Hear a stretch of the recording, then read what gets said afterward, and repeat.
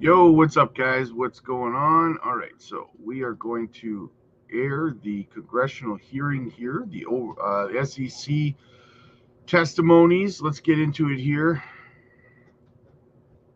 All right, I will be off screen, guys, just so you know.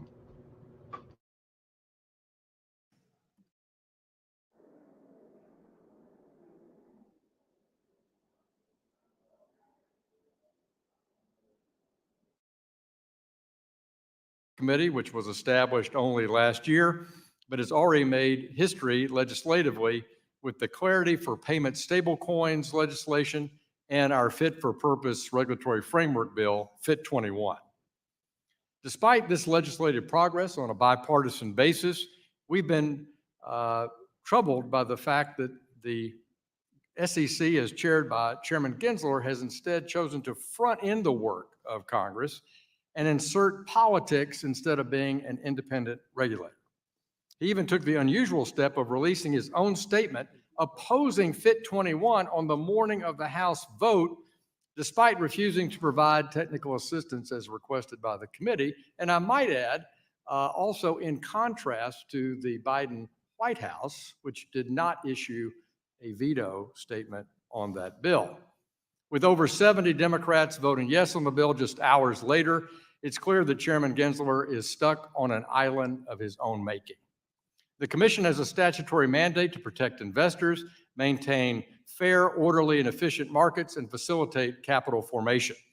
Instead of providing legal clarity so that those who want to follow the law can do so, the Gensler SEC approach has injected even more confusion and uncertainty into the markets and for market participants and consumers alike. How is this protecting the public? Whether it's through politicized enforcement actions or by refusing to share its analysis around the legal classification of digital assets, the SEC has created a lose-lose-lose situation for consumers, founders, investors, and everyone in between. On one hand, the agency has pursued enforcement cases against companies for activities that were not clearly defined as securities violations, leaving investors and businesses in a heightened state of uncertainty.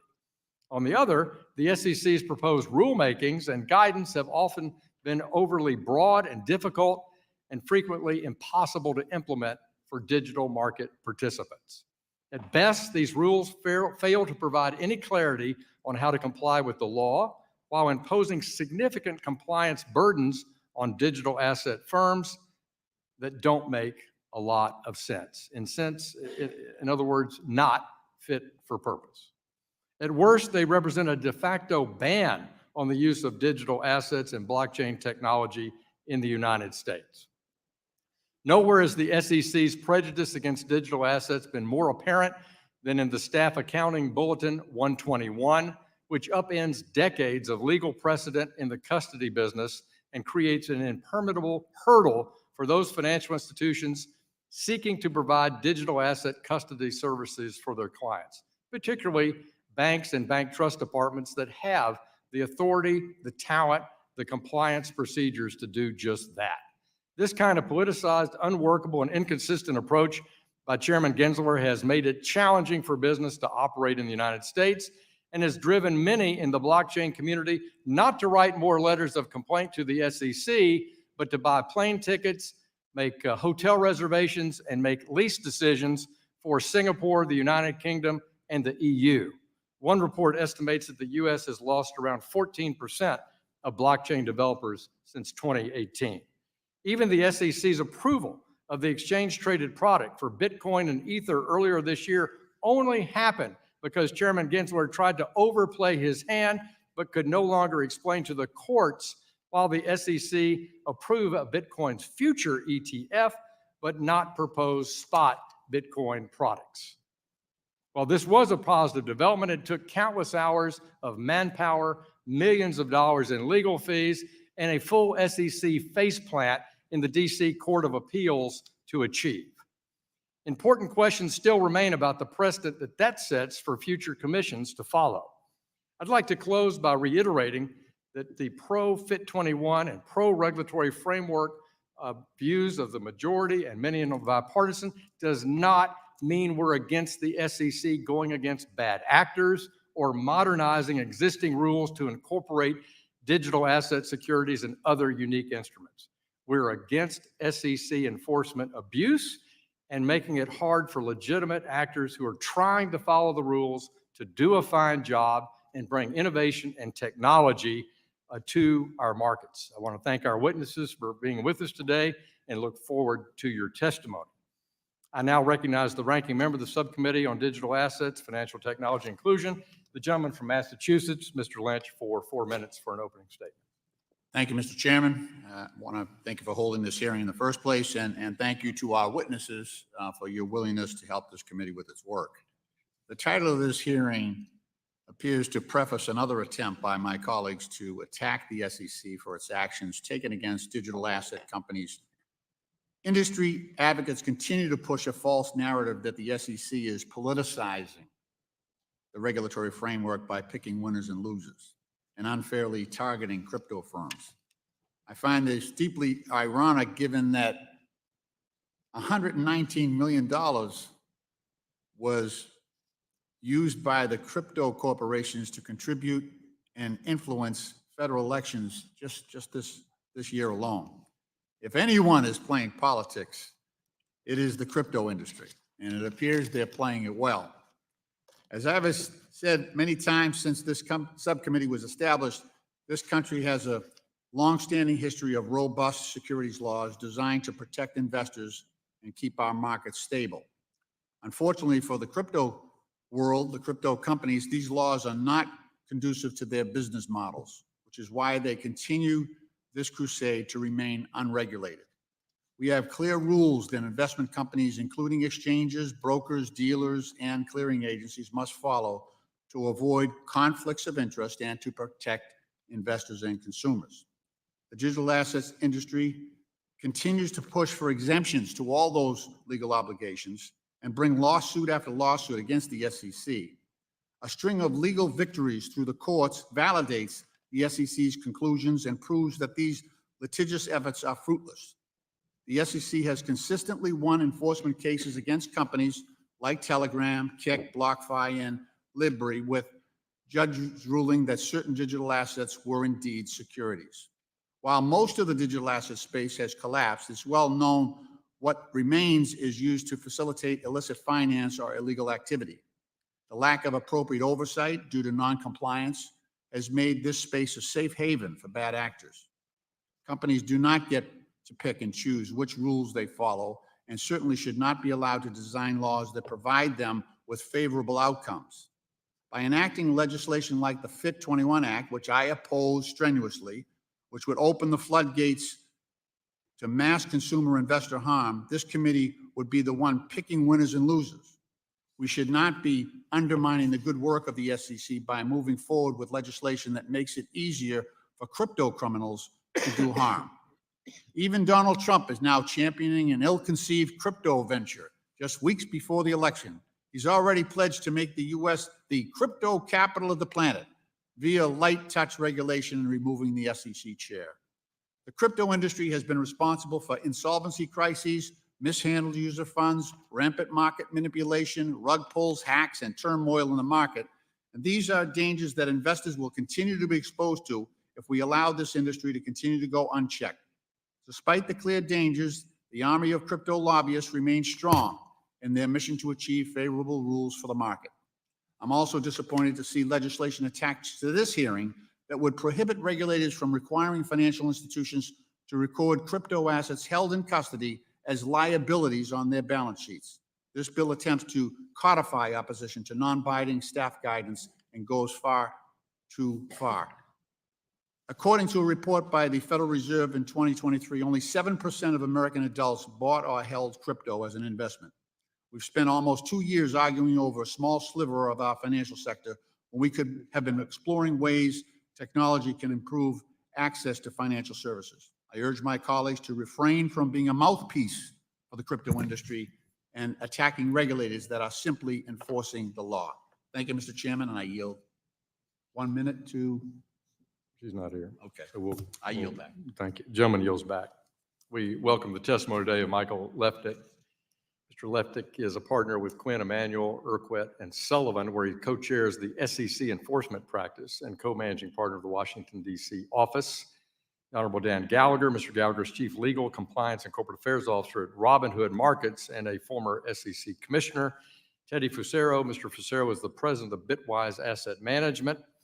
Jennifer Scollop, Ms. Scollop is the Director of Financial Regulatory Studies at Cato.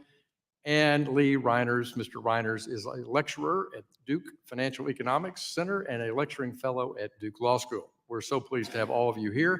And we'll start out with you, Mr. Lifik. You're recognized for 5 minutes. Chairman Hill, Ranking Member Lynch, and members of the subcommittee, thank you for inviting me to speak today. My name is Michael Lifik. I'm a partner at Quinn Emanuel, Urquhart, and Sullivan, where I co-chair our SEC enforcement practice and our blockchain practice. Before joining Quinn Emanuel in 2017, I spent nearly a decade at the SEC in various roles, starting as a line enforcement attorney, then as counsel to the enforcement director, and then as Chair Mary Jo White's senior advisor on enforcement. I concluded my tenure at the agency as the deputy chief of staff, working on all aspects of the SEC's mandate. I have worked at all levels of the agency and have seen the issues from many angles. I've been on the front lines of digital asset regulation since 2013, when I spearheaded the agency's first intra-agency group focused on understanding crypto and blockchain technology. In private practice, I have represented many clients in the blockchain industry, from layer one companies to exchanges to investors in crypto projects. I have experienced firsthand the challenges of advising clients in this uncertain regulatory environment. I'm here today on my own behalf and not on behalf of my law firm or any client of the firm. I come before you as someone who worked at the SEC, respects the agency, and believes in its mission. But the SEC has missed an opportunity to become the leading global regulator of digital assets and blockchain technology. Instead, the SEC has refused to issue new rules or meaningful guidance relating to digital assets, and at the same time has engaged in whack-a-mole enforcement that the SEC holds up as a replacement for rulemaking. Rather than be an epicenter of financial innovation, as it should be, and as it is in other contexts, the US has turned itself into a crypto no-fly zone.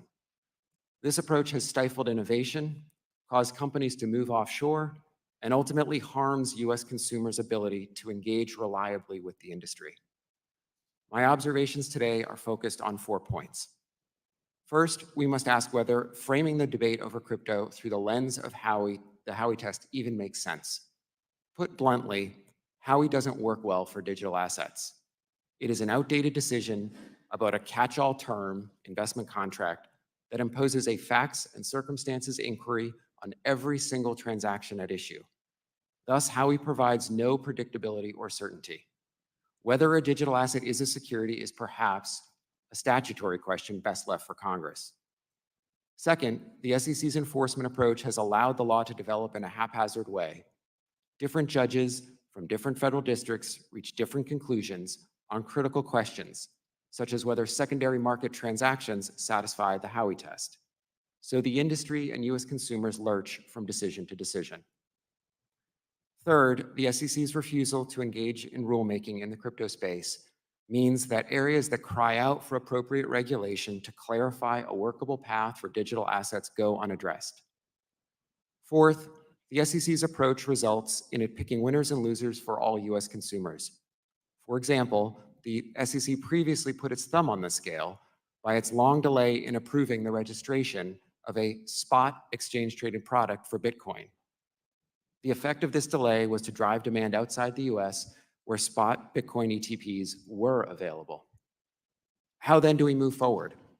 I believe the answer lies in regulatory innovation. The SEC can apply the time-tested regime that has existed for decades, modified to fit this new industry. For example, the SEC can try out different approaches to potential rulemaking frameworks through a sandbox led by its FinHub office. The SEC has broad exemptive authority under Exchange Act Section 36. It can use that authority to selectively and carefully craft pathways to registration for securities, exchanges, and others. With regards to enforcement, I believe that our markets are stronger with vigorous and vigilant law enforcement. The SEC's Division of Enforcement must continue to root out fraud and pursue other violations of the federal securities laws that threaten the U.S. investing public. But at the same time, the division must ask itself, how does the current program and priorities help investors? Perpetual investigations and lengthy litigation into potential registration violations consume vast amount of SEC resources and can harm rather than help the very people the SEC is charged with protecting. There must be a better way to address digital assets, encourage innovators and market participants to operate within a defined regulatory regime while preserving safe access for U.S. consumers. Thank you, and I look forward to answering your questions. Thank you very much. Mr. Gallagher, you're recognized for 5 minutes. Thank you, Chairman Hill. Chairman Hill, Ranking Member Lynch, and members of the subcommittee, thank you for inviting me to testify today on the SEC's current methods of overseeing the U.S. digital asset markets. My name is Dan Gallagher, and I'm Chief Legal Compliance and Corporate Affairs Officer at Robinhood Markets, Inc. I've practiced law in the financial services industry for more than 25 years, and I served as an SEC Commissioner and Deputy and Co-acting Director of the SEC's Division of Trading and Markets. Cryptocurrency is a multi-trillion-dollar global market in which tens of millions of Americans participate.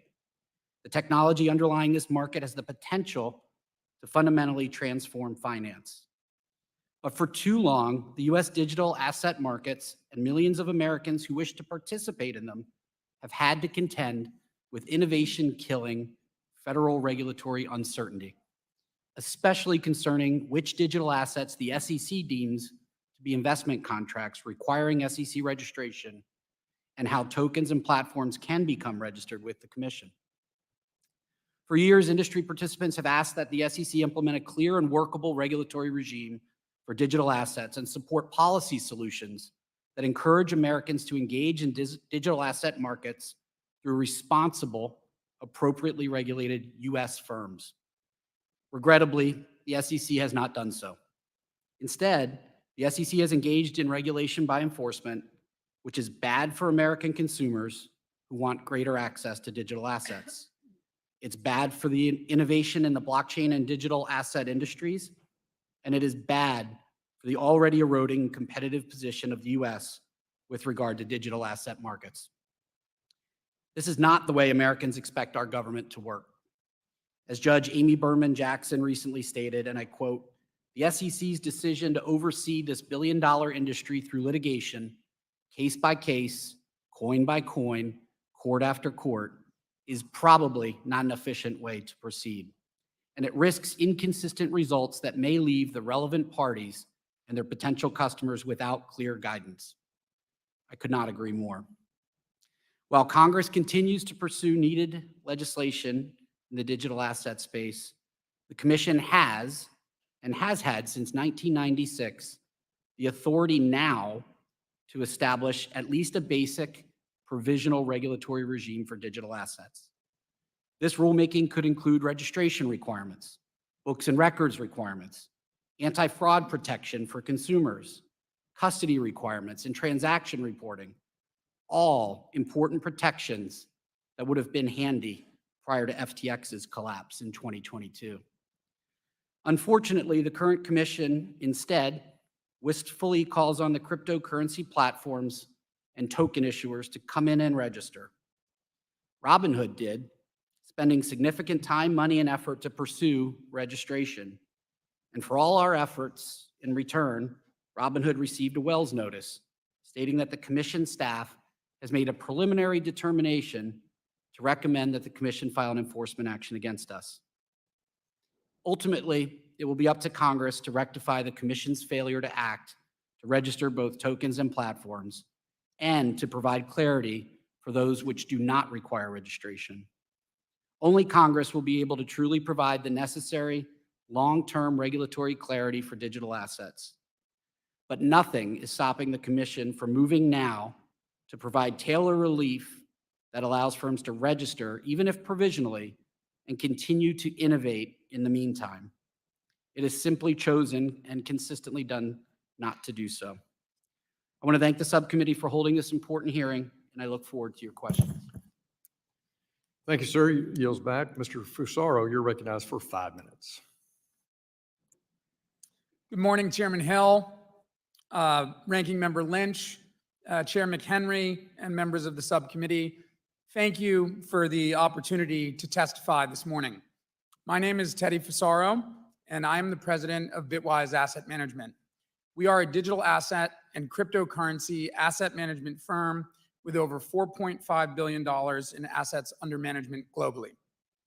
We are the issuer of one of the largest Bitcoin exchange-traded products in America, products that were first approved by the Securities and Exchange Commission earlier this year, and a project that we at Bitwise worked on in conjunction with the SEC staff for about 5 years. We first came in and attempted to register this exchange-traded product in 2019. We believe that investors benefit from the freedom to choose to invest in cryptocurrencies and digital assets through the familiar and widely accessible format of the exchange-traded fund. Many types of security and non-security investable assets, from stocks and bonds to currencies, commodities, precious metals, and now in the United States in 2024, digital assets and cryptocurrencies are packaged into ETFs and ETPs. Through this type of vehicle, investors benefit from the transparency, disclosure regime, and reporting requirements of a regulated offering, while also experiencing the ability to invest through the same channels that they use to manage the rest of their financial lives, either through a financial advisor or through a traditional brokerage account. Exchange-traded funds at large have been one of the most successful financial innovations of the past 30 years. And they present a unique and mutually beneficial framework through which digital assets such as Bitcoin and Ethereum and many other digital assets can be brought inside the regulatory perimeter. We believe that investors will benefit if many more digital assets are approved for trading and listing in such a manner. We also believe that the approval of Bitcoin ETFs came too late. We believe that investors would have benefited from these approvals many years ago, prior to seeing many Americans send their hard-earned money to unregulated and offshore-based cryptocurrency trading platforms, some of which ended up causing Americans meaningful financial harm. While we are grateful that the SEC approved both Bitcoin and Ethereum exchange-traded products this year, we urge the SEC staff, SEC leadership, and the members of this subcommittee to consider the ways in which we can continue to make these regulated investment vehicles available to Americans with more underlying digital assets packaged in this product. They bring meaningful consumer protection benefits and provide much needed disclosure regarding the risks associated with investing in a new and volatile type of investment. We believe that all parties, and particularly mainstream Americans, will benefit from the approval of more digital asset ETFs. Bitwise has been on a nearly 6-year journey in applying for and advocating for the approval of spot Bitcoin and digital asset exchange-traded products. We applied several times to bring such products to the US market, filing our first registration statement for a digital asset ETP in 2018, followed by our first application for a Bitcoin ETP in 2019. We've submitted hundreds of pages of research and studies to support this effort, and we've met with the SEC numerous times during that period of years, a period that extended over 2 White House administrations and 2 different SEC leadership regimes. Our company also recently expanded abroad with the acquisition of a London-based asset management company that issues ETPs in Europe. We did this in part because the challenge of bringing new products to market at home, while the regulatory regime in Europe offers businesses clarity and the ability to list and launch multiple types of digital asset ETPs. We want that clarity at home. We are optimistic that the commercial and consumer protection success of Bitcoin ETFs that were launched in 2024, followed by the launch of Ethereum ETFs this summer, represent the beginning of a positive trend and a new chapter for the regulation of digital assets in this country. And I look forward to answering more of your questions today. Thank you, sir. Ms. Schultz, you're recognized for 5 minutes for your oral presentation. Chairman Hill, Ranking Member Lynch, and distinguished members of the Subcommittee on Digital Assets, Financial Technology, and Inclusion. My name is Jennifer Shul, and I'm the Director of Financial Regulation Studies at the Cato Institute's Center for Monetary and Financial Alternatives.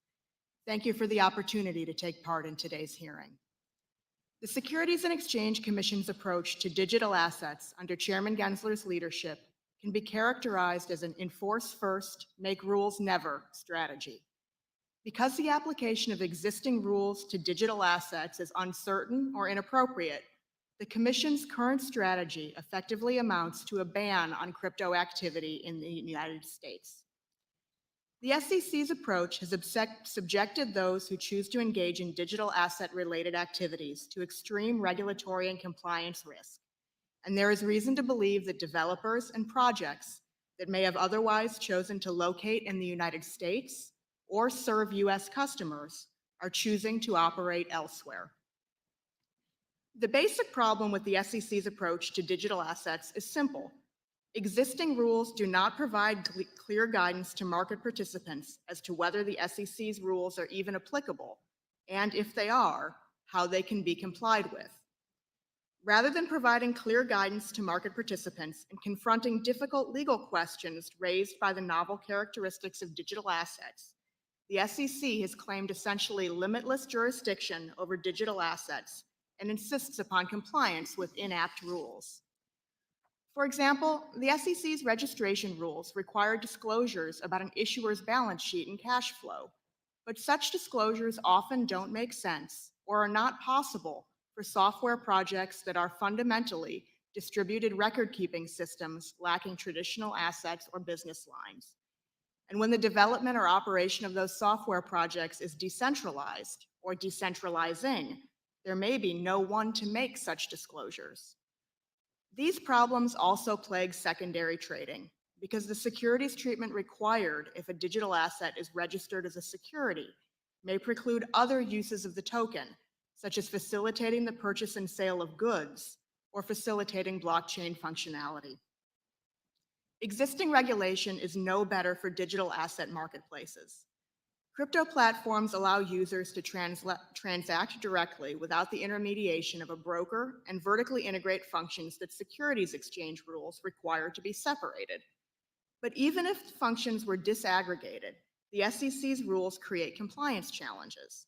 For example, the SEC's rules mandate clearing agency rules and procedures that are inapt for instantaneous blockchain settlement. Again, these problems are more acute for decentralized platforms. Decentralized platforms do not custody assets, and they settle transactions on open and audible public blockchains. Traditional custody and market transparency rules are a poor fit for these circumstances. Unfortunately, the SEC has shown little interest in working through any of these issues. Not only has the Commission failed to undertake any process towards rulemaking, but it has refused to engage with market participants seeking guidance. Instead, the agency has led with enforcement. Rulemaking by enforcement is suboptimal for many reasons, including that it creates worse rules. Enforcement actions may provide examples, often a bit light on the relevant details, about what a market participant shouldn't do, but rarely provide a means to understanding what to do. This enforcement-first strategy creates a particularly hostile regulatory environment when actions are brought for failing to comply with rules for which the SEC provides no path to compliance. And that hostility is heightened by the SEC's own enforcement misconduct, including material misrepresentations to a federal district court, that raises the questions of whether the agency is acting in good faith. While the SEC's enforce first, make rules never approach to digital assets is the wrong one, the SEC has the tools at its disposal, including exemptive authority, to undertake a better strategy towards digital assets, It is long past time to put those tools to use. Thank you, and I welcome any questions that you may have. Thank you for your testimony. Mr. Riner, you're recognized for 5 minutes for your oral presentation. Chairman Hill, Ranking Member Lynch, and members of the committee. Thank you for inviting me to testify at today's hearing. My name is Lee Reiners, and I'm a lecturing fellow at Duke University, where I teach courses related to financial regulation. Previously, I spent 5 years at the Federal Reserve Bank of New York, examining systemically important financial institutions. The views expressed in my testimony today are mine and mine alone, and do not represent the views of Duke University or any affiliate thereof. Narrative politics refers to the use of stories and narratives in the political sphere to shape perceptions, influence public opinion, and drive political action. For the use of stories, special interest and political actors seek to influence how the public perceives issues and events, which in turn affects policy preferences and can lead to specific policies being legitimized or delegitimized. Importantly, it does not matter if the narrative is true. What matters is if enough people believe it is true. Over the past year, the cryptocurrency industry has engaged in a classic case of narrative politics. The story they tell is simple, powerful, and false. It goes something like this. There are millions of one-issue pro-crypto voters who stand ready to support the candidates that embrace crypto and ensure the US is host to the next great wave of technological innovation. To make sure policymakers get the message, the crypto industry has amassed an unprecedented campaign finance war chest. As Congressman Lynch noted, crypto corporations have poured over $119 million directly into influencing federal elections, which accounts for nearly half of all corporate spending in the 2024 election cycle thus far. Now, this kind of money buys powerful friends.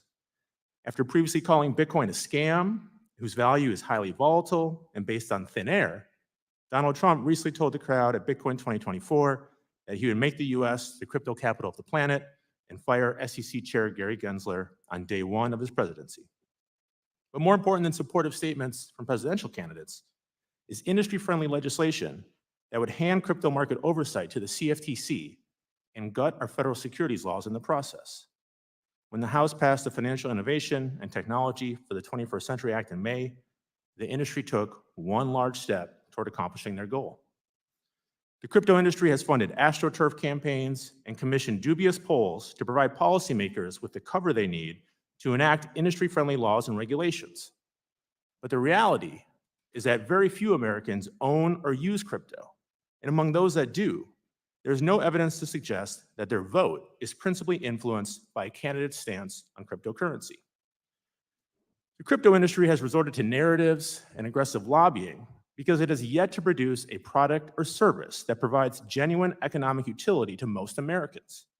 In the parlance of startups, crypto has still not found product market fit. To better understand this point, it's helpful to compare crypto's plight to that of another product that came shortly before, ride sharing. When Uber first launched, its business was illegal in almost every new city it entered. The company overcame this hurdle with one enormously powerful weapon, a product that consumers enjoyed. By solving the problem of unreliable taxi service, Uber quickly developed a large and vocal constituency of riders and drivers. This ultimately forced policymakers to accommodate a business model that forever changed the way we get around. In sum, a great product compelled regulatory change. The crypto industry seems to think the opposite, that regulatory change will compel a great product. This notion has led the industry to become mired in endless policy debates and fitful legislative efforts that only benefit their lawyers and lobbyists.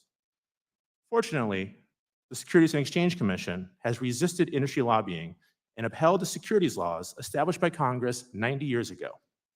In my written testimony, I offer context for ongoing debates about the SEC's role in cryptocurrency markets by examining the agency's longstanding, consistent, and legally sound methods of cryptocurrency enforcement and regulation. Many within the crypto sector assert that current securities laws, formulated long before blockchain technology emerged, are ill-suited to the nuances of digital assets. But using advanced technology as a justification for ignoring regulations is a convenient distraction from the truth. The business models of cryptocurrency platforms are fundamentally at odds with federal securities laws. My testimony reveals that the SEC is simply doing the job Congress tasked it with, enforcing the federal securities laws. While crypto market participants may not like these laws, they have no basis to be mad at the SEC for enforcing them. To paraphrase Matthew McConaughey's character in Dazed and Confused, that's what I love about these federal securities laws, man. I get older, they stay the same age. Thank you, and I look forward to taking your questions. Gentleman yields back. We'll recognize the ranking member of the full committee, Mrs. Waters, for a 1-minute opening statement.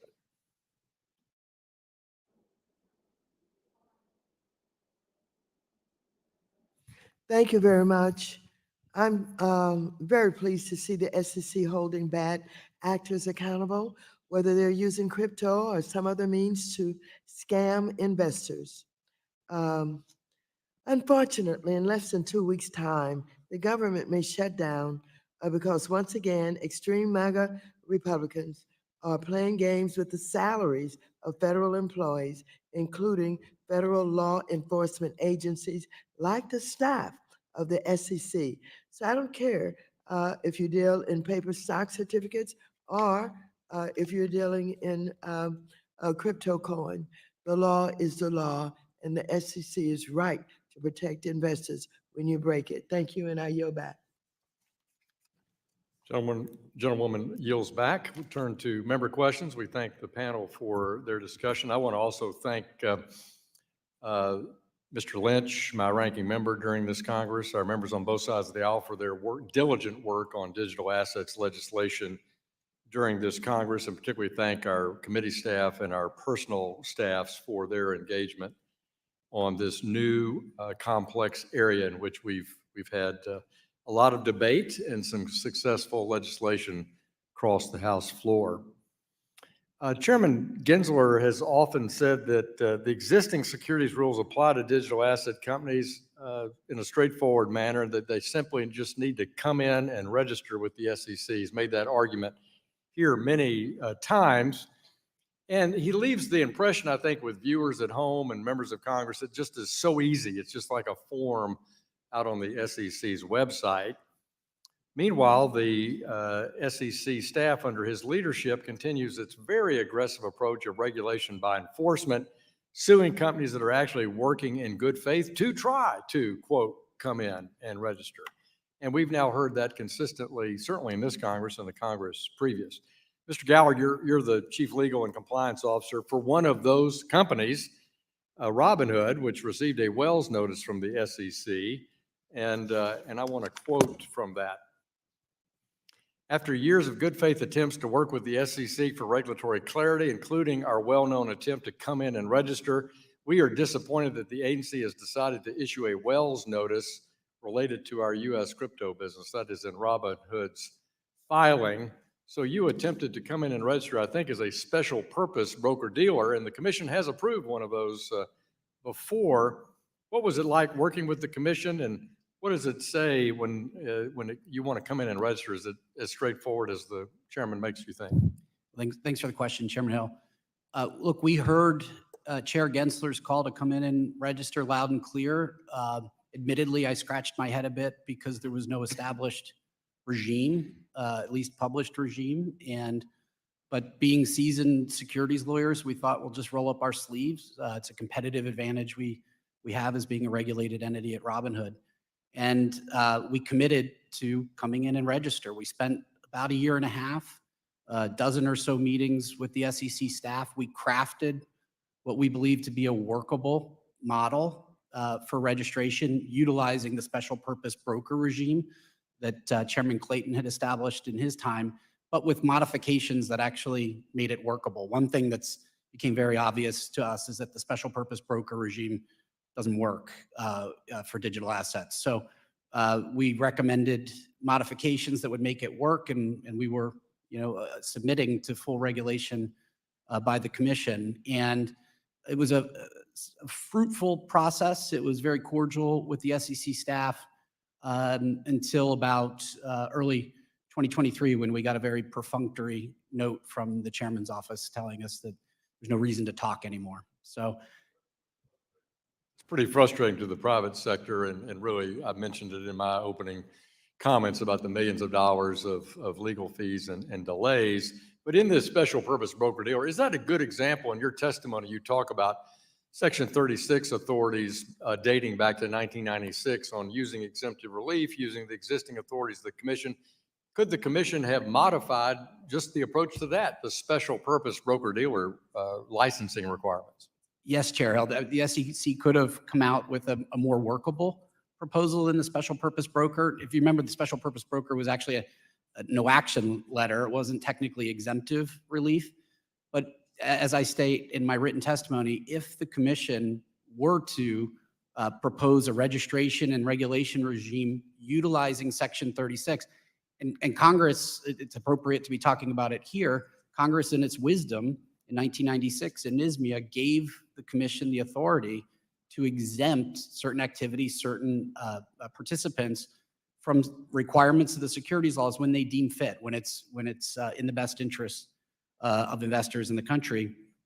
And in this instance, I would argue that it would be in those best interests to at least for a provisional regime, use Section 36 to craft a registration regime, an oversight regime, books and records, the very basics. Thank you. While Congress debates more I prescriptive. appreciate your views on that, and that's why we took the approach of fit for purpose in our FIT 21 bill, was to lay out a framework that the commission itself could have used, and we provide statutory authority both for the CFTC and the SEC. Mr. Reiner has talked about that the commission just needs to defend the laws and asserts that maybe we're the ones misunderstanding it here on Capitol Hill. But in my opening statement, I referenced the legal faceplants the commission has repeatedly had before federal courts. I want to insert in the record a op-ed editorial in the Wall Street Journal, September 12th, all the president's legal defeats, including an outline of the digital assets legal defeats by the SEC before the federal courts without objection. That'll be included in the record. I yield back the balance of my time. I turn to my friend, the ranking member, Mr. Lynch, for 5 minutes of questions. Thank you, Mr. Chairman. Mr. Reiners, the SEC efforts to enforce investor protection laws are to ensure market participants are playing by the rules. The SEC investor protection regime is both preventive, making sure our financial markets are not exposed to undue risk, fraudulent offerings, or reckless speculation. And on the other hand, it's also prosecutorial, finding and catching bad actors in the act to prevent more consumers or investors from being harmed. Now, the SEC's enforcement record spans a wide range of actions against a wide range of bad actors, as you know. Earlier this year, the SEC charged 2 individuals with a fraudulent crypto scheme known as Hyperfund. Hyperfund raised about $1.7 billion from investors worldwide, mostly from developing countries. The defendants drew investors in with the promise of high returns from a crypto mining scheme, but in reality, the project was a simple pyramid scheme. Then again, last month, the SEC filed charges against Novatech, alleging that its founders fraudulently raised $650 million from more than 200,000 investors worldwide, again, including many Haitian Americans.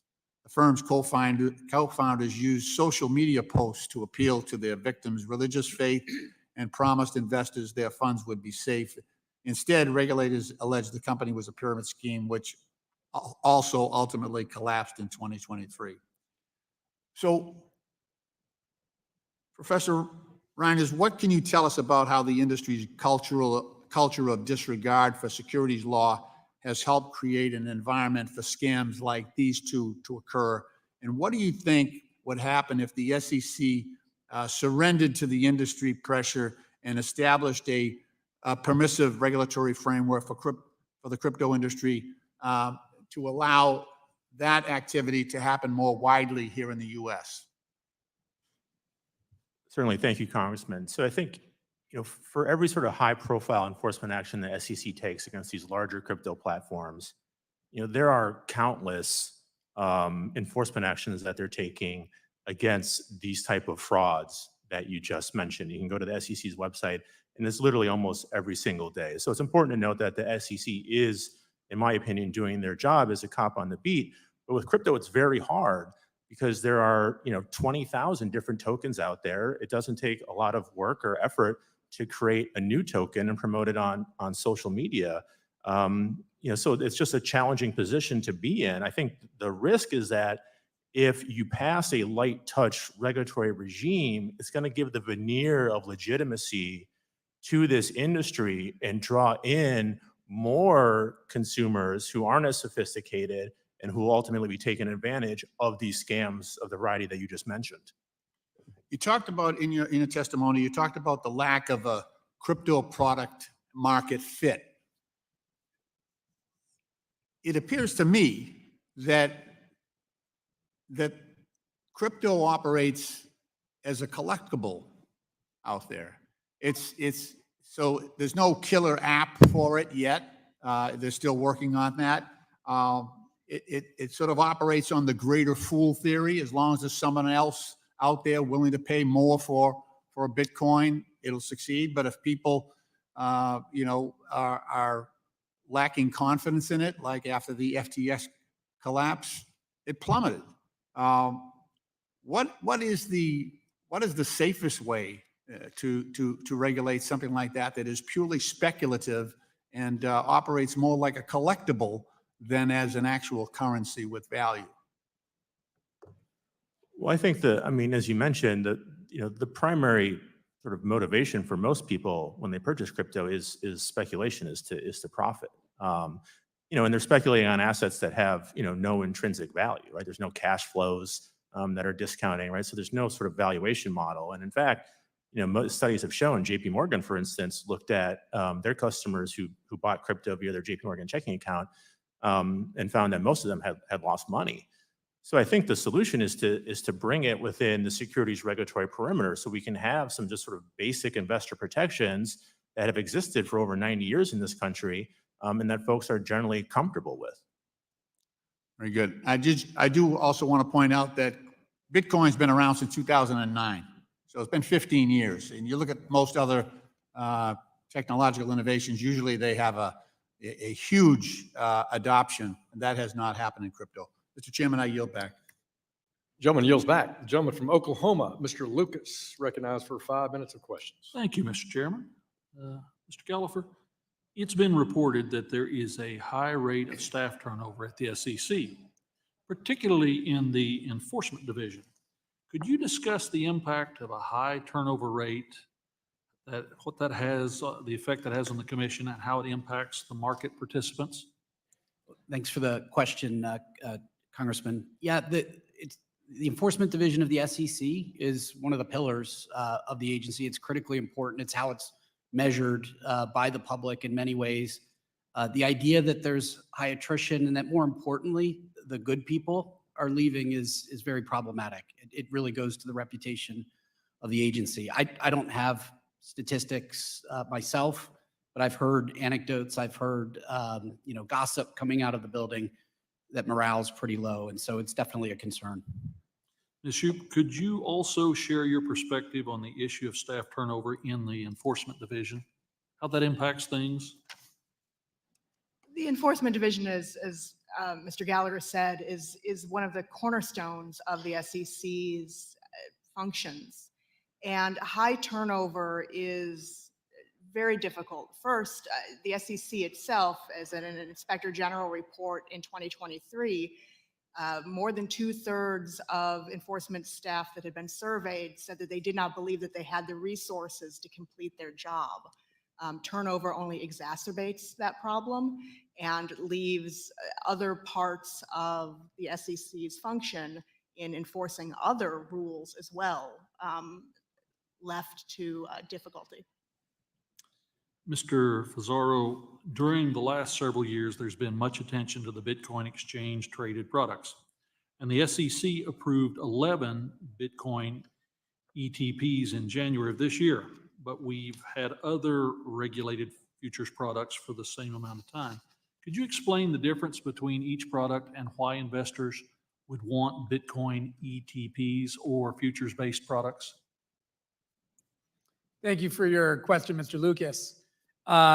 Certainly can. So just to clarify the record, the SEC allowed a Bitcoin futures-based ETF into the marketplace in 2021. and then did not allow the Bitcoin spot-based products into the market until this year, as you said. Generally, futures-based products are more expensive for end users. They have disadvantageous tax consequences generally. They're more complex to run, more difficult to manage, and ultimately lead to higher costs and a higher level of difference between the performance of the fund and the underlying asset than you would see in a spot product. Just to give an example, the largest Bitcoin futures-based exchange-traded product has a management fee that is about 5 times as high as the average of the spot Bitcoin ETFs. And since the launch of the spot or physical Bitcoin exchange-traded products at the beginning of this year, the largest futures-based ETP has lagged behind from a performance perspective by about 6.5%. Could you expand on that about what the consumer demand has been for these products since their approval?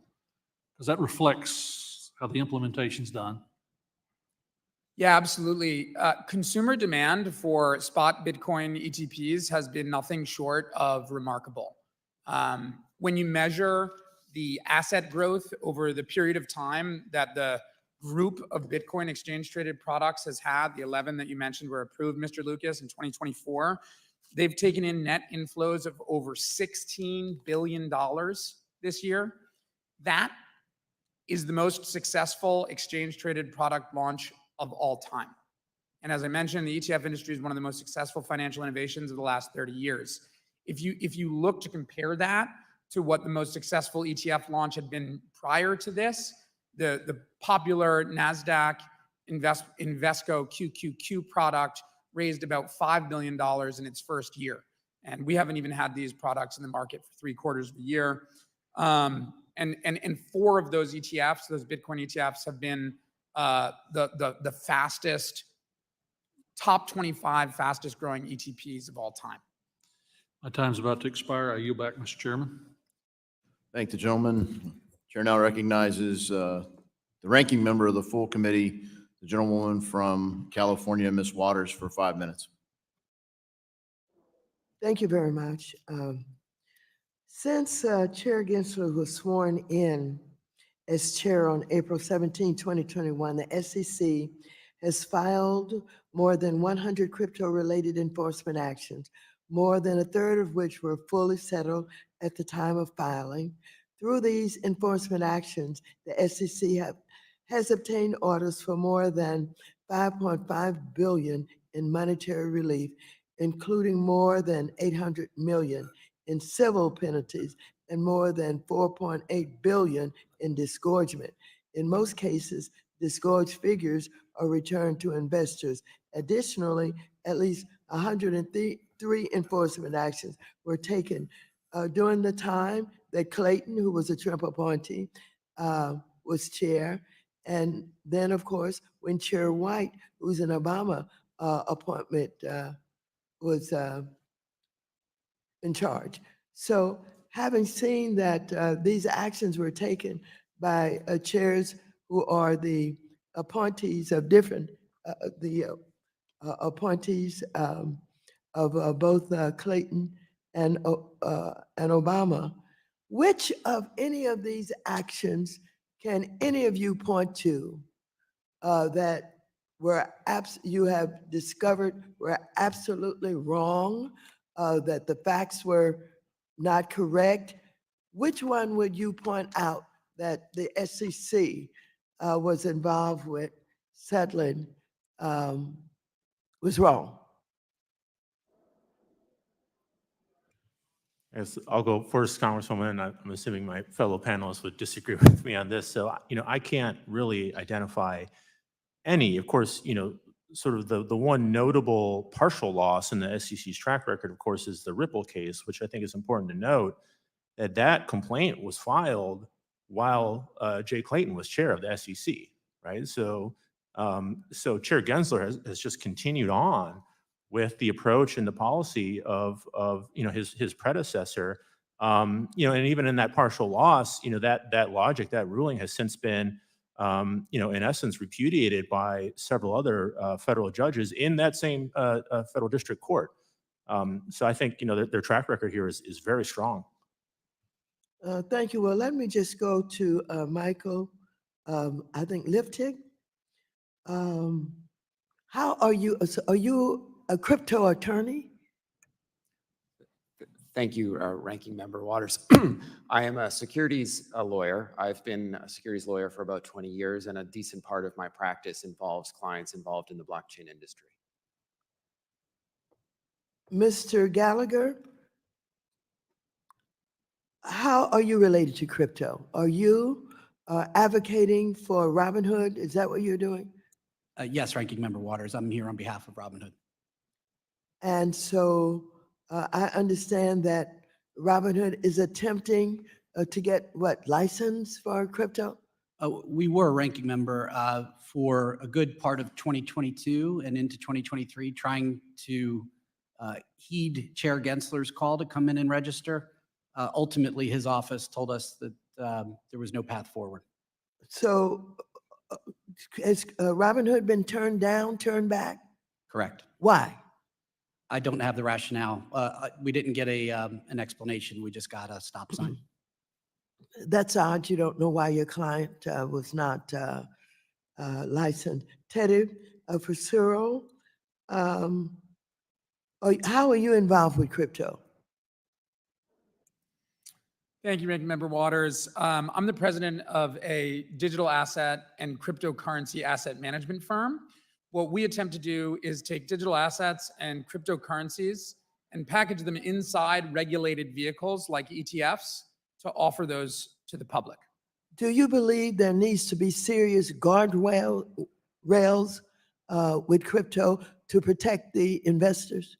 We do, and we think that the exchange-traded product or exchange-traded fund provides a lot of those benefits. An ETF gives transparency, a disclosure regime. So do you agree with any of the actions that have been taken, or you disagree specifically with any of the actions?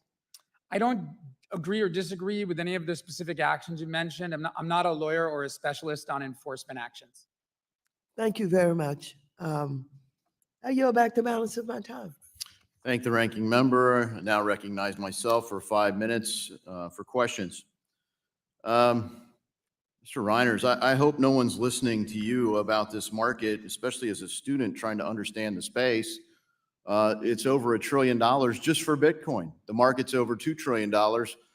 Clearly, lots of consumers find value in this space. And frankly, the idea that you could point out that there's only one time that the SEC was even partially wrong has to be willful ignorance. I mean, I don't know how it could be anything other than deceit. It's hard for me to understand, because on August 29th, 2023, the Circuit Court upheld the position that the SEC violated the Administrative Procedures Act when it denied Grayscale's application to convert Grayscale Bitcoin Trust into a Bitcoin ETP.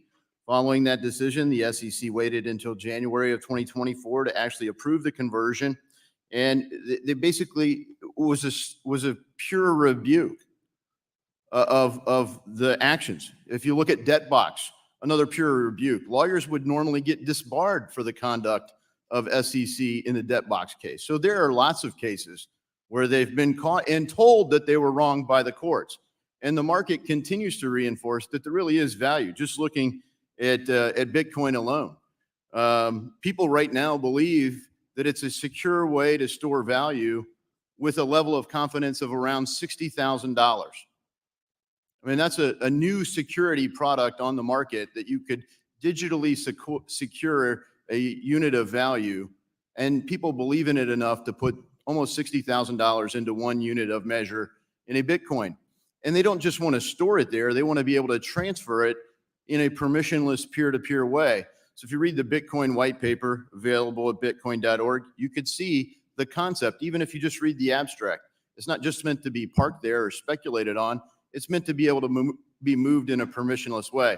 Now, we don't know how much of that $1 trillion of market cap in Bitcoin is self-custody versus third-party custody. But the SEC, under Gary Gensler's leadership, has willfully undermined the ability for anyone to custody digital assets, not just Bitcoin, but the rest of the space as well. So they've decided that if they can't completely end the entire space, they want to push custody of it to some third party that they can control or manipulate. They certainly don't want individual American citizens to custody their own wealth and be able to move it amongst others.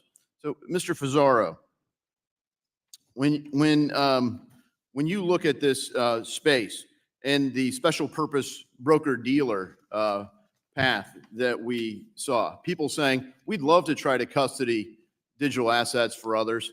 What kind of problems did you find with the current framework offered by Mr. Gensler?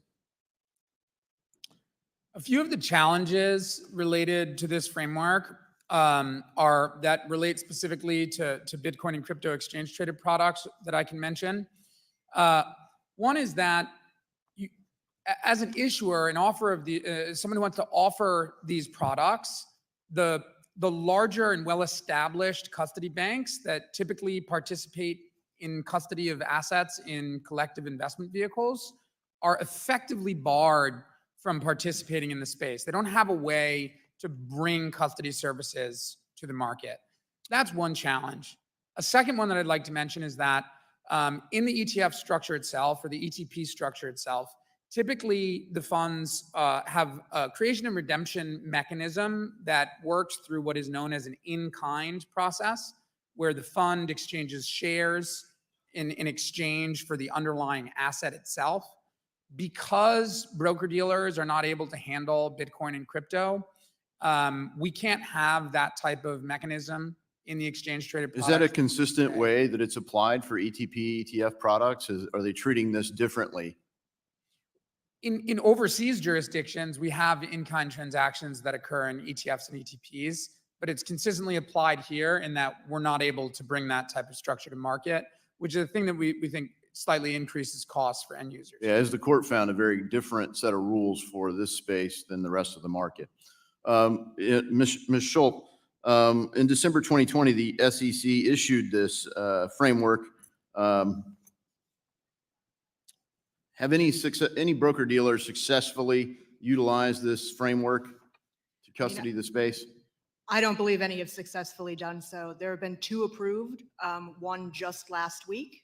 The one that had been approved a while ago, earlier this year, actually earlier last year, Prometheum has not operated with most of its services and has only begun offering partial services. Yeah, thank you. I wish I had more time. My time has in fact expired, and I now recognize the gentleman from New York, Mr. Torres, for 5 minutes. Thank you. The SEC has a pattern of using the term, quote, digital asset security. Mr. Gallagher, does the term digital asset security appear anywhere in any statute enacted by Congress? Thanks for the question, Congressman. Not that I know of, Okay. not until you enact legislation. Okay. Does the term digital asset security appear anywhere in any rule promulgated by the SEC? No, sir. Does the term digital asset security appear in any precedent by the Supreme Court? Not that I know of. Okay. Does the term digital asset security appear anywhere in the 2 million pages of the Federal Register? Not that I know of, unless the special purpose broker-dealer no action letter was in the Federal Register, but I don't think it was. So if it appears nowhere, neither in rule nor statute, did the SEC invent the term out of thin air? They certainly created it. I don't know if it came In out of thin fact, air. in a recent court filing, the SEC apologized for using the term Correct. digital asset security because it's misleading. It gives the impression that a digital asset in and of itself is a security. Is that correct? I saw that, yes. It's correct. Now, Mr. Gensler has asserted that all digital assets except Bitcoin are securities. And so I want to examine in detail Mr. Gensler's notion of Ether as a security. The textbook example of a security is a stock. Right? If I invest in Apple stock, it means I'm expecting a profit from the managerial efforts of Apple, the company. If I buy Ether, from whose managerial efforts am I expecting a profit? In other words, what is the Ethereum equivalent of Apple, the company? There isn't one that I know of, Congressman. Now, in the Howey case, the Supreme Court emphasizes that the SEC must zero in on the quote economic reality of a transaction. Since there is no entity that centrally controls Ether in the same manner that Apple controls an Apple stock, would it be fair to say that the economic reality of purchasing a decentralized digital asset like Ether is qualitatively different from the economic reality of purchasing a security like an Apple stock? That would be fair, Congressman. Okay. So I have a question about SEC Accounting Bulletin 121. It requires a custodian bank like the Bank of New York to put custodial digital assets on its balance sheet, which has the practical effect of effectively banning blockchain and banning the tokenization of real-world assets. And this question is for, it could be for Ms. Schulp if she wants to weigh in. Is it considered good accounting practice for a custodian to put custodial assets on its own balance sheet? Is that customary? That is not customary. That's typically not how that's handled under generally accepted accounting principles. It's a violation of generally accepted. Okay, so the SEC is asking banks to violate generally accepted accounting practices and to treat digital assets differently from any other financial asset. Correct me if I'm wrong, did FTX put custodial assets on its own balance sheet?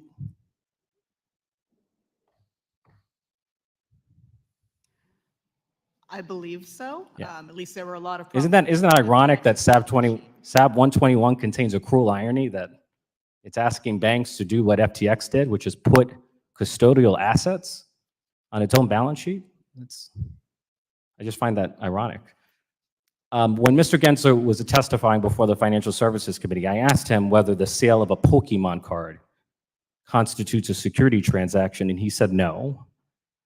I then asked him whether the sale of a Pokemon card via the blockchain, whether that constitutes a security transaction, and he equivocated. And he seems to hold that the mere use of a blockchain, the mere process of tokenization, magically transfers a commodity into a security. It magically transforms a collectible, like a Pokemon card, into a security. You know, again, the Supreme Court has said what matters is not the form of the transaction. What matters is the substance, the economic reality of the transaction. If you apply the logic of the Supreme Court to the Pokemon hypothetical, what matters is not whether a Pokemon card takes a tokenized form.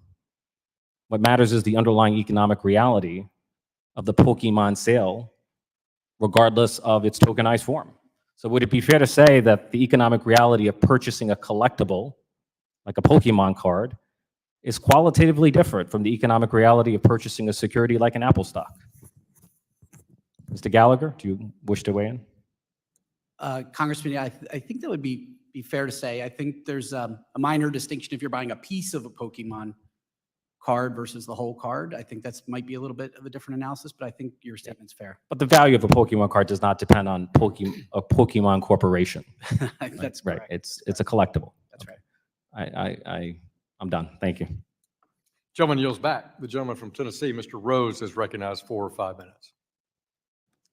Thank you, Chairman. Appreciate you and Ranking Member Lynch holding the hearing, and thank you to our witnesses for being with us today. Mr. Gallagher, it is a pleasure to see you again, and I hope the opportunity to hear you testify in front of the House I had the opportunity last year to hear you testify in front of the House Agriculture Committee in June regarding the FIT 21 discussion draft. As you may recall, during that hearing, we discussed how securities that are not registered are impossible to be listed by a U.S. registered broker-dealer intending to market them to the public.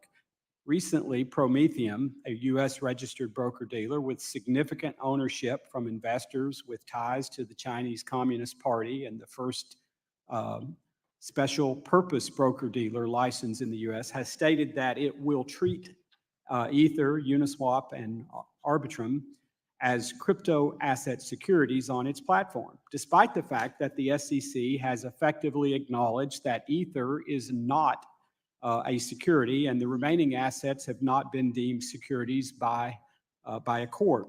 Mr. Gallagher, can Robinhood list digital asset securities and digital asset non-securities on the same platform if there is uncertainty about whether a given token is a security? Thank you for the question, Congressman. The answer is no. And that actually was one of the nuances that we requested relief from the commission for with respect to our application to come in and register a special purpose broker. The special purpose broker letter right now is limited to so-called digital asset securities and will not allow that broker to handle non-securities. I don't know the details of the Prometheum model. It vexes me a bit, given the limitation within the four corners of the letter itself. Mr. Gallagher, I want to make it clear, I do not believe that these assets are securities. However, suppose we were to accept Prometheum's argument. How can Prometheum legitimately argue that it can make tokens that they assert are securities available to the general public if they have not been registered? Congressman, to the best of my knowledge, you can't make a non-security a security just by fiat. So I don't know how they can make that statement. As I see this situation playing out, and I think about one of our witnesses today and the Chair Gensler's actions and the SEC, I'm reminded of the Andy Griffith show back in the day. Many in this room probably remember seeing that show. And, you know, there was the character Barney Fife, the deputy sheriff. And while earnest, he was always enforcing the law and wanting to put people in jail, anxious to get his bullet out and use it. But he didn't have the knack that, say, Sheriff Andy Taylor had for understanding what was good for the people of Mayberry. And it seems to me that we need a Sheriff Taylor who can look at the situation, size it up, and using tools like Section 36 of the Securities and Exchange Act, make the decision that's best for the people of Mayberry. From my perspective, or Mr. Gallagher, at this stage in the SEC's regulation by enforcement approach, is it possible for Robinhood or any U.S. broker-dealer to list unregistered securities for the general public without exemptive relief from the SEC? It's impossible right now for a regulated broker to deal in both, quite frankly, what the SEC deems to be digital asset securities, as well as just non-security digital assets. The custody rules, the net capital rules, the customer protection rules, none of them accommodate the blockchain infrastructure. So rulemaking is simply required. The idea of coming in and register is it's a falsehood. I think you've technically answered the next question, but what relief exactly would be needed to make listing these assets possible? Well, Congressman, in lieu of legislation, which I do hope comes, I think as a provisional measure, as I lay out in my written testimony, the commission could use Section 36 to tailor a registration regime that would just give you the fundamentals of oversight, registration, books and records, things like that. Currently, those provisions, those requirements in the Exchange Act at least don't accommodate digital assets. I think the time is not sufficient to get into my next question, so Mr. Chairman, I yield back. Gentleman yields back. The gentleman from Illinois, Mr. Caston, is recognized for 5 minutes. Thank you, Mr. Chairman. Thanks to our witnesses. I want to remind everybody that since 2013, the SEC has pursued 173 crypto-related enforcement cases. 100 of those were for fraud. The crypto industry's response to that has too often not been to shut down the causes of fraud, but to claim that because they are decentralized, they are not liable to SEC rules and disclosure, and therefore you don't have to, you're not required to show the fraud. I am specifically concerned about World Liberty Project. This is a new DeFi project that's been promoted by the former president. The details of this were announced earlier this week.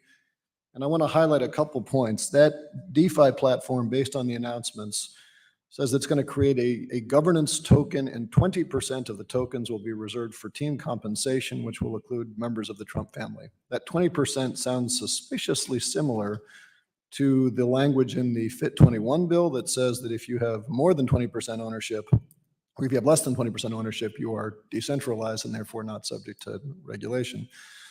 Mr. Reiners, I think you'd mentioned a little bit of this in your opening testimony, but can you just talk about how a venture capital firm or other who owns 20% or less of a protocol's governance tokens could still exert considerable influence over that security?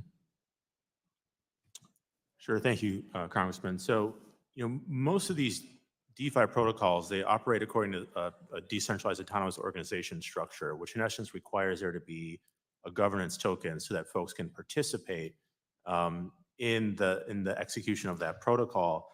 But those governance tokens are normally distributed to, as you alluded to, project developers, as well as backers of the project, in many cases, which is a legal entity or some type of foundation, and those backers are venture capital firms. So even if they have below the 20% threshold, they're still able to exert influence on the project, the protocol, and the people building on it, because of, maybe they have a traditional equity investment in the foundation, in the corporation or whatever that's developing it. So, we've seen several examples of this play out, in various sort of DeFi actions where, large VCs have attempted to sort of shape the outcome one way or the other. And that protocol could be designed in a way that made it more susceptible to fraud, right? I want to stay on that point because they have also, this World Liberty Group has also intentionally said that they will only sell those tokens to accredited investors under the Reg D exemption, which lets them raise money without registering with the SEC. So I guess, Mr. Liftik, I'll start with you. Under the Reg D exemption, would the founders be required to disclose to investors that their most recent investment has lost 70% of its value since March? Well, Reg D applies to private offering of securities, and the premise. Yeah, but so they wouldn't have to disclose that information, right? They need to disclose all material information relating to the investment. Is that a yes or a no? They've lost 70%. They are currently sitting there trying to figure out if they can liquidate that holding in Trump Media. Would they be required to disclose their pretty poor performance? I'm not familiar with the details of that. Okay, well, would they be required to disclose to investors that they have ties to a failed DeFi protocol that suffered a $2 million hack? I think the point, Congressman, is that if a digital asset project chooses to proceed through a private offering of securities, the Reg D pathways are well understood in terms of the disclosure obligations. Okay, let's be more specific then. Chase Hero, this guy who's associated with him.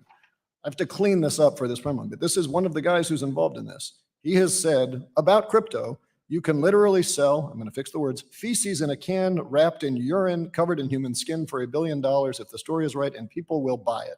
I'm not going to question the right and wrong of all that. Would you have to disclose under Reg D that that is the person who's running this venture that you are trying to now sell crypto tokens with? Or would they have to dig that up on the internet as I just did? Well, typically a private offering memoranda does disclose all the relevant people that are involved in a project.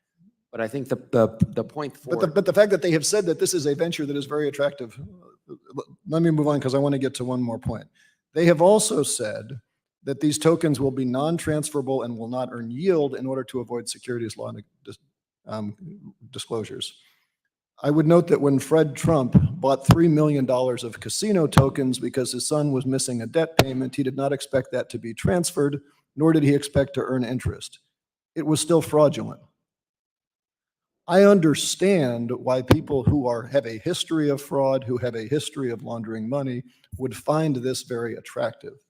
I find it troubling that it is partisan for us to try to shut down ventures that make fraud easier, that make it easier to launder money, and that make it harder to protect investors.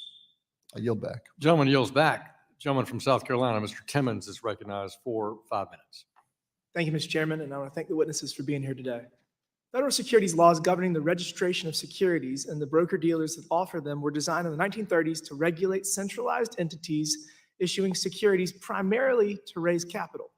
This framework is built so that when a company registers to offer security, they are required to submit a number of disclosures that are relevant for investors.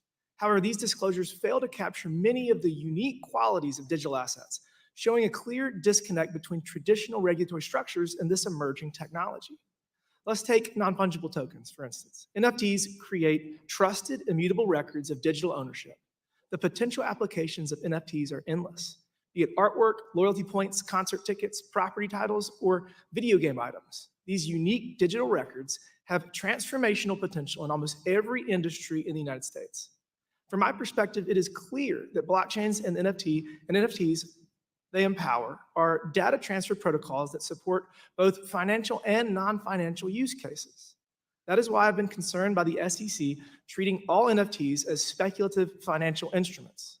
On August 28th, OpenSea, one of the leading NFT marketplaces, received a Wells notice from the SEC threatening to sue the firm for hosting unregistered securities on their platform. And on Monday, Fly Fish Club settled with the SEC for over $750,000 for an NFT offering that simply allowed for exclusive restaurant access. These actions not only represent severe overreach from the SEC, but also suggest that the SEC is engaging in predatory regulation by enforcement. Mr. Lifik, in these cases, did the SEC articulate a standard that they employ to determine whether the sale of an NFT is considered a securities transaction? Well, thank you for the question, Congressman. I think that gets to the heart of the matter, which is that the Howey test does not work well for digital assets, and in particular in the context of NFTs. As I think Commissioners Peirce and Ueda said in their dissent that they issued on the Fly Fish Club, just because the intent of a buyer can't transform something from a non-security to a security, and particularly in the NFT space, as we've grappled with it on the defense side. The challenge is that we consistently analogize to Pokemon cards, collectibles, whether it's arts or watches or baseball cards, and we've not heard a compelling response to that out of the SEC. These are collectible items. Each one is unique. They are bought for whatever purpose they are bought for, and trying to apply the Howey test to it simply shows the breakdown in the approach the SEC has taken. Thank you for that. What has been the impact of the SEC pursuing enforcement actions without first providing clear and consistent rulemaking or guidance for NFT companies to follow? Well, the challenge then becomes that it becomes a roulette wheel. As you're trying to advise projects whether they can be in compliance or not in compliance, applying the Howey test, it's a facts and circumstances test that applies to each transaction. So going into a project on the front end, a consumer or a company has no way to know whether they will draw scrutiny from the SEC. Thank you. Ms. Schultz, do you believe that the vast majority of NFTs are consumer products outside the purview of the SEC? I believe that there are a lot of NFTs that would not fall within the SEC's purview. Thank you for that. In your view, should the regulation of NFTs focus on the nature and function of these assets or treat them all as financial instruments? They certainly should not be treated all as financial instruments. The nature and function is important here, and it also goes to the heart of what the securities laws are themselves trying to impact. Those are focused on financial instruments and also focused on the asymmetrical information that the manager or issuer of that asset has over an investor. It's simply not relevant in the case of most NFTs. Thank you. Chair Gensler continues to mislead and stifle a diverse, innovative tech industry driven by what appears to be a misguided power grab. Unfortunately, the American public stands to lose out as a result. My proposed legislation, the New Frontiers in Technology Act, seeks to address Chair Gensler's unjustified assault on non-financial NFTs by exempting them from securities regulations. Under this bill, NFTs would be classified according to their nature and function, providing clarity as to whether they qualify as financial instruments. By offering a precise legal definition of NFTs, Congress would not only give industry stakeholders the certainty they need to innovate, but also provide regulators with the necessary guidance to apply appropriate oversight. This legislation represents a crucial step toward ensuring that NFTs are properly categorized, enabling their regulation as both financial and non-financial products where applicable. Failure to pass this legislation will perpetuate a flawed system where American innovators face two stark choices: risk unpredictable SEC enforcement or take their ambitions overseas. I know which option I would choose. We need to act on this. With that, Mr. Chairman, I yield back. Thank you. Gentleman yields back. The gentleman from North Carolina, Mr. Nichols, recognized for 5 minutes. Thanks so much, Chair Hill and Ranking Member Lynch, for holding today's important hearing on the SEC's politicized approach to digital assets. Not only is Gary Gensler's approach to digital assets politicized, it's just downright wrong. He's hurting consumers, innovation, American competitiveness, and the Democratic administration. In May, 71 Democrats sent a strong message by supporting FIT 21. Our bill regulates digital asset intermediaries, safeguards consumers, and cements the U.S. as a global leader in finance and technology. Also in May, Democrats in both chambers supported my Congressional Review Act resolution with Congressman Flood to rescind the SEC's SAB 121, which puts consumers and the financial system at risk. While these are major milestones, the job isn't done. Unfortunately, the SEC didn't get the message. The will of Congress, and most importantly, the will of millions and millions of our constituents, is falling on deaf ears at the SEC. Under Chairman Gensler's leadership, the Commission has taken the most hostile, aggressive, and irrational approach to technology, although they state that they are technology neutral. This approach is not only against our ideals as Democrats, but it's a real detriment to investors and innovators. The Commission has refused to provide regulatory clarity and has instead over and over relied on regulation by enforcement, taking our country in the wrong direction. I'm very hopeful that we will continue to protect digital innovation in the US, protect consumers. Those are the things that we can do in this Congress. Mr. Gallagher, first question to you. Robinhood has been in the crypto space for 6 years, yet it's only now receiving a Wells notice. What would you say is an effective way to regulate a fast evolving industry like crypto? And how would a more proactive approach from the SEC, such as issuing clear guidelines up front, have changed your company's trajectory? Thank you, Congressman Nickel. As I stated in my written testimony, I think transparency and clarity, regulatory certainty is the only way to proceed, and we don't have that right now. Regulation by enforcement does not give that to us. And for companies like Robinhood, which embraces regulation, which embraces compliance with the securities laws, that is our main business, by the way, is being a regulated, fully regulated broker and overseen by the SEC and FINRA. We want that clarity. We want to be regulated. You know, some corners of the crypto markets don't want to. We do. We think it's a competitive advantage. And even with that, and even with running what we believe to be a fully compliant platform, we have to look over our shoulder left and right because of this regulatory uncertainty. So as I lay out in my testimony, I believe the Commission should provisionally use their exemptive authority that Congress very wisely gave the Commission in 1996 to craft a regime that will bridge us until the day that Congress can act and give us more prescriptive and comprehensive legislation. And you mentioned your efforts to engage with the SEC, yet you still received a Wells notice. Can you talk about the level of communication and engagement you've had with the SEC, and do you feel that they've been responsive and transparent in their communications, or has the process been opaque and frustrating? Well, in the end, it's been opaque and frustrating throughout the process, though. I give the staff of the SEC across all the divisions much credit. It was a very intellectual and lively exchange of ideas. I think they appreciated that we came in as real securities lawyers and we offered them a solution that would actually give life to the chair's call to come in and register. Otherwise, it's a false promise. We gave it to them and ultimately the chair's office shot it down. So very frustrating in the end, spending hundreds of thousands of dollars, over 12 meetings with the staff, draft no action letters, taking this very seriously, and then being told there's no process left for us, and then we get a Wells notice on our very compliant Robinhood crypto offering. Very frustrating. Next question to you, Ms. Schlepp. Rescinding SAB 121 is well within the SEC's authority, and there is ample precedent for revisiting a staff accounting bulletin. However, instead of recognizing its misstep and rescinding the guidance, the SEC's Office of Chief Accountant has worked with certain institutions to bypass the balance sheet reporting requirements under certain circumstances. Can you provide us with some insight as to why the SEC would approach SAB 121 in this manner, and what's the impact of this confusing approach? Unfortunately, I can't provide much insight as to why the SEC is proceeding this way because it is confusing and it's not a good way to regulate. Instead of either revising the guidance or providing clear, different guidance, rescinding it entirely, what we're left with is, quote, non-binding staff guidance in the form of SAB 121 that has been updated by a non-binding staff speech that suggests that there may be exceptions to SAB 121, as well as one-off conversations with the SEC staff. This is not clear at all and provides no level of certainty for market participants. Gentleman's time has expired.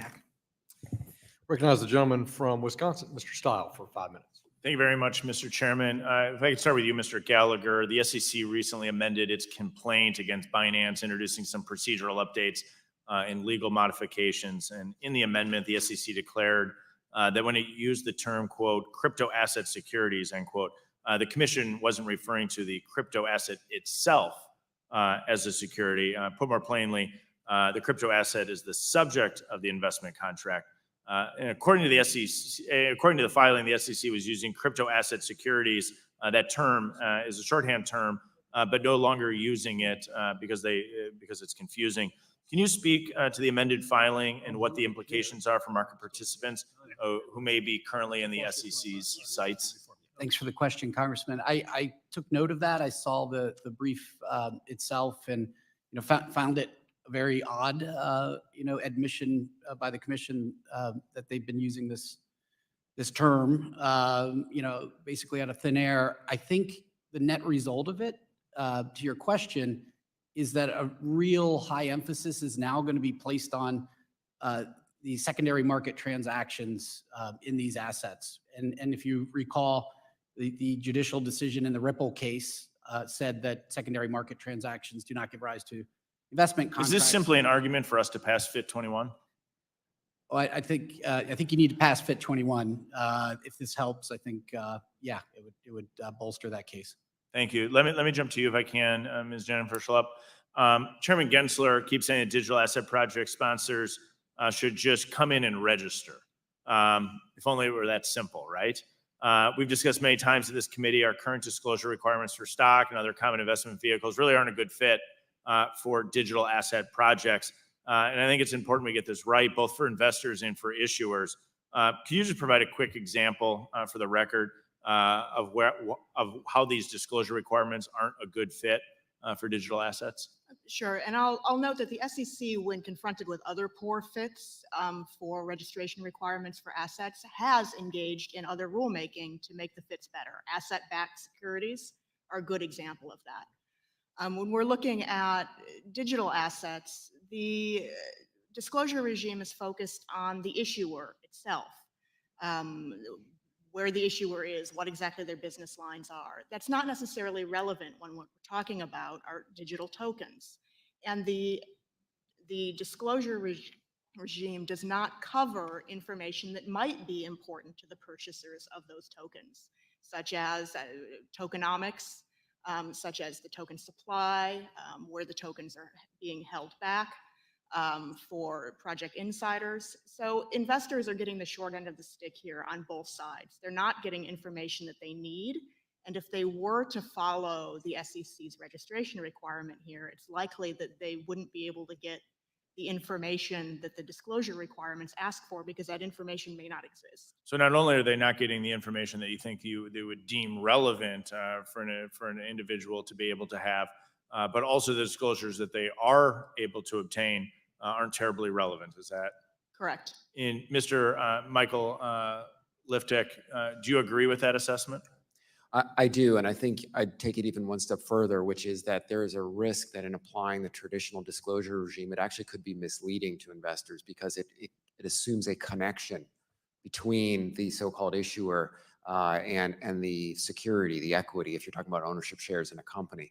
But if you're talking about a digital asset and a project that originally minted it, giving all that information about that token minter may have no connection or little connection to the digital asset. I agree with you. I want to come back to you, Ms. Jennifer Schlupp, if I can. The SEC has taken enforcement actions against practically all US-based digital assets trading platforms, including many that have tried to engage with the SEC preemptively to work towards registration. What message does that send to startups, to developers who want to bring their products into the United States? I think the message is clear. The message is go away. Find somewhere else to do this. The United States is not welcoming. You're nodding your head, Mr. Gallagher. You agree? I absolutely agree. And in fact, it's real life for me. We launched our crypto product in Europe last year because there's regulatory certainty. We couldn't continue to grow and innovate here because there is no regulatory certainty. Thank you. I think what's so important is that we're working to allow innovation and development inside the United States, not pushing this overseas. I think there's a competitive nature to this. And what we're going to see is other countries working and developing in this space rather than in the United States. I think it's imperative that we move forward with the regulatory framework. Mr. Chairman, I yield back. Gentleman yields back. The gentleman from Illinois, Mr. Foster, is recognized for 5 minutes. Thank you, Mr. Chairman, to our witnesses. Mr. Gallagher, thank you for your time today. You mentioned in your testimony that Robinhood has made difficult choices not to list certain tokens and crypto products. Can you describe the review process that Robinhood follows for determining whether or not to list certain digital assets? Thanks for the question, Congressman. Robinhood Crypto has a listing process and a listing committee that evaluates tokens for listing, on the platform. Right now, we have 15 coins listed, including Bitcoin, ETH, and other coins. Yeah, and I believe you've delisted some too, or stopped supporting, I guess, the Cardano, Polygon, and Solana. You've recently stopped supporting. Could you just explain why, the criteria that you applied to say that said these are okay and others are not? Yeah, thanks for the question, Congressman. Those 3 coins that were delisted a year ago, actually, I think close to the same day we had a hearing in the Ag Committee with Congressman Rose, were listed in the complaint that the SEC filed against both Binance and Coinbase as, in the SEC's estimation, being securities. And one of the factors that our listing committee looks at is whether the SEC has weighed in publicly on the security status of a token. The committee took that into consideration and decided, even though, quite frankly, we disagree with the SEC, we do not believe they're securities. And I have memos from a national law firm saying that they're not. Yeah. Do you also consider, for example, their use in illicit finance? Is that a factor? Well, we have a very vibrant AML and KYC function at Robinhood. And so clearly we take these things into account. Yeah, obviously, our committee spent a lot of time worried about cryptocurrencies' role in illicit finance, ransomware, the whole spectrum, much of which is enabled by the anonymous, permissionless, self-hosted nature of these assets, as well as methods to jump chains, privacy-enhanced coins and back and mixers, the whole ball wax. I presume that Robinhood, one of your goals is to not become a convenient on and off ramp for illicit finance. So does Robinhood currently allow users to transfer their crypto from permissionless self-hosted wallets onto the Robinhood platform? Congressman, I actually don't know the answer to that question. I do know that Really, it's fundamental. If you're trying to not be an on-ramp and an off-ramp to illicit finance, and they're apparently, unless there are technological changes I'm not aware of, it is not possible to prevent anonymous self-hosted crypto from being used for those purposes. How do you ensure that when you onboard money, if you could get return for the record, say exactly how it is that you attempt to stop crypto assets that have been used or could have been used for illicit finance, how you attempt to stop those from being onboarded on your platform, and some estimate of how effective that is. Sure, we're happy to submit that to you. I will tell you that we have, as I said before, a very vibrant, what we call the Fin Crimes Group, which conducts very intense AML and KYC reviews generally across the platform. Okay. Well, many of the frauds that the SEC is charged with preventing, wash trades, front running, investment government frauds. Interestingly, I've been told that these are actually documented in the Babylonian cuneiform tablets. So these are not new inventions, things like, front running and wash trades. And so how do you, I guess this is probably a question for the whole panel.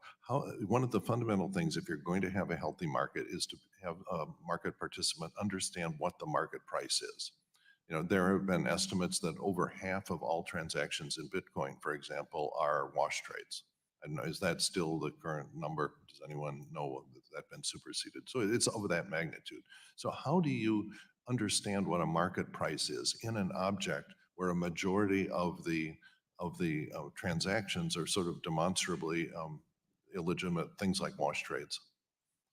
Is there any technological solution to that, or is that just a fundamental feature of what we're talking about? Yeah, sure. Yeah, if I may, Congressman, the ETP industry has what I think is a very effective solution for determining what the price of Bitcoin is.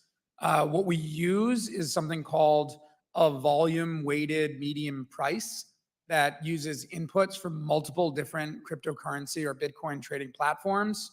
You take those inputs in from multiple different platforms, throw out the outliers, and then you average them in time partitions. What we've seen. Now, are these platforms all SEC regulated, or are these platforms offshore with no clear governance?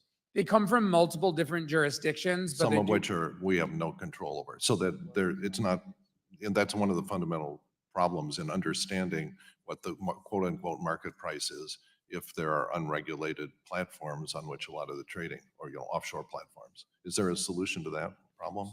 So there's a market-based solution, which is that we use this price that is calculated by a third party and includes inputs from many different platforms. But then what we see on the US regulated market with the Bitcoin exchange traded product is that it trades very tightly to that price that we see, that we use as an input for valuation. All right, my time's up. Yield back. Mr. Sherman's recognized for 5 minutes. I want to thank the gentleman from Illinois for illustrating what I think we all know. Crypto doesn't work without self-hosted wallets. That's the whole point. That's why they call it hidden money. And with these self-hosted wallets, you have a giant hole in our anti-money laundering system. There's another hole, currency. That's why we only printed up to a $100 bill, the same maximum bill that we had half a century ago. The Republican Party has invested Mr. Trump with substantial governmental power. Even today, he's the nominee of one or two major parties. He's announced that he is now the chief crypto advocate. So on the one hand, he has all that power given to them by the Republican Party. On the other hand, he's trying to make billions of dollars for advocating crypto. That's a conflict of interest that makes Clarence Thomas look like Mother Teresa. We also see that Mr. Trump has advocated that U.S. government money be quote, invested, wagered on crypto. That means he takes our taxpayer money, gives it to the crypto bros. They get cash. We get whatever the crypto is worth. Maybe it's hamster coin. Who knows what it is? Who knows whether it'll be worth anything in the years to come? We have another Republican hearing aiming at the SEC in order to enrich the crypto bros. Thank God for the SEC doing all it can to protect investors. Sam Bankman-Fried was not one snake in a crypto garden of Eden. He is emblematic of this industry that has a scandal every couple of weeks. Now, we're told that the SEC is, quote, going rogue. No, they're doing what we appropriated the money to them to do. They have the support of the administration. They have the support, I think, of a majority or at least a large number of members of Congress. Every one of the SEC's enforcement action is brought in a U.S. federal court established under Article 3 of our Constitution. Mr. Reiners, are the Article 3 federal courts a proper venue, and do they afford due process? Does the American court system work? Yes. That's an easy answer. Now, we're told by the crypto industry that they just want clarity. They don't like the fact that they don't know whether they're security or not a security. Then we're told that somehow if they're security, the form doesn't meet their specifications. We have, over the last century, developed a system for every other security, every other not intangible investment. It works for soups. It works for nuts. It works for bonds. It works for stocks. And yet the crypto industry doesn't want to apply it to crypto and is spending many hundreds of millions of dollars to prevent that. So I'll ask, we have some crypto advocates here. Would any of you support legislation that would just eliminate this whole controversy and just declare that crypto is a security subject to the same very well-developed standards that we apply to all these other investments? If you're in favor of such legislation, please raise your hand. I'll point out that one witness raised his hand, but none of the advocates for the crypto industry did so.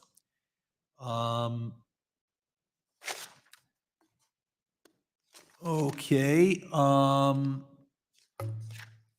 Let's see. So then we have the DeFi platforms, very analogous to the test we faced for what is a security under the Howley test.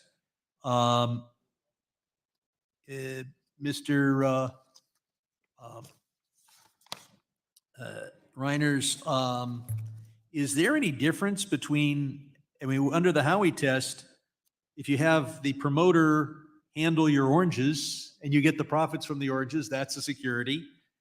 Would that also apply to having the promoter loan out your crypto or engage in the lending business and then give you the profits? Does the Howey test make it clear that DeFi lending platforms are a security? Well, the Howey test is a facts and circumstances based test, Congressman. So I can't sort of speak to a general hypothetical like that. But in many of these lending protocols, the SEC and courts have found that they are in fact securities. I invite the gentleman to expand on his answer in writing. And now I turn to my friend from Houston. Mr. Green has 5 minutes for questions. Thank you, Mr. Chairman. Mr. Riner, in your information that you've shared with us, you indicate that the crypto industry is eagerly pointing to favorable regulatory regimes abroad as an example for U.S. lawmakers to follow, and warning that if U.S. does not act quickly, new and existing crypto firms will set up shop overseas. Do you still stand by that? Yes. Okay, let me continue. You go on to say getting it right is more important than being first. You indicate that passing financial regulatory legislation is hard, and once in place, it tends not to change absent some future crisis. You stand by that? Yes. And you indicate that we might be looking at some sort of 2008 financial crisis down the road if we don't get it right. That's correct. Okay, what is your prognostication? What are you saying? This is pretty strong language, that's why I'm asking. What are you thinking that will happen if we don't get it right? What will happen? Well, it's impossible to predict. And I think, this industry and this asset class has sort of defied predictions from the very beginning. But again, it comes back to what is the inherent value in these tokens? Again, they're entirely speculative.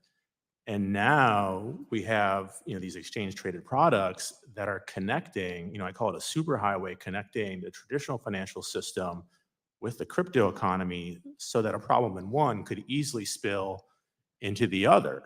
So you could have a situation like FTX in the future, and I believe there will be another and probably bigger version of FTX at some point in the future that could cause real damage in the financial system, right? And you could have interconnections just like we saw in the 2008 crisis. And I'll just note, and I can't help but of course be a bit intimidated by the portrait behind you of Barney Frank, of course, one of the co-authors of the Dodd-Frank legislation, I think, which was obviously passed in response to the 2008 crisis, right? So, we enact financial legislation after, major crises, right? We don't, sort of make adjustments sort of along the way. And so my fear is that if we pass a sort of light touch regulatory bill for crypto, it's just going to, again, provide a veneer of legitimacy to this asset class, bring in more people, and then ultimately, there'll be some event where folks get hurt, perhaps a systemic risk event, and then we're back to the drawing board.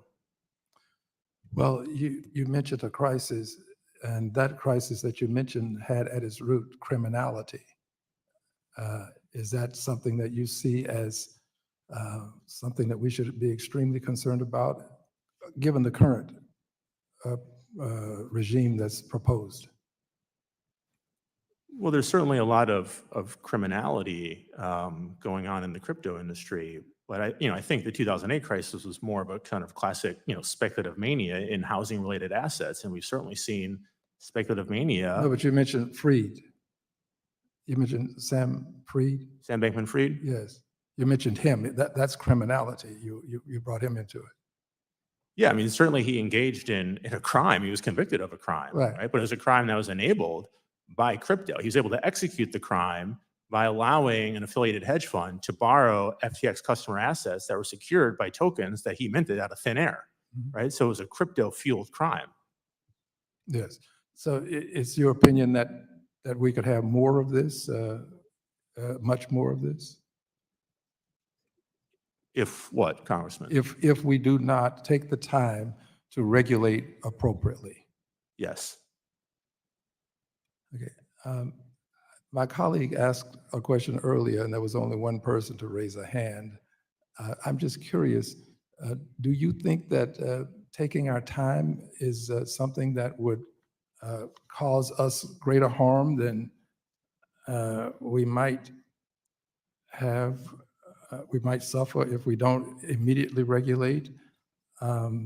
Mr. Gallagher?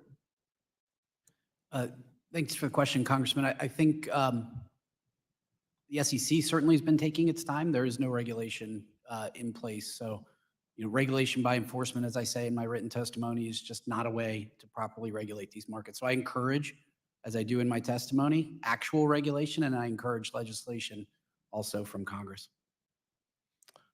Well, my time has expired.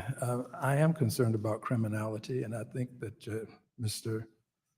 Riner makes a good point. I yield back.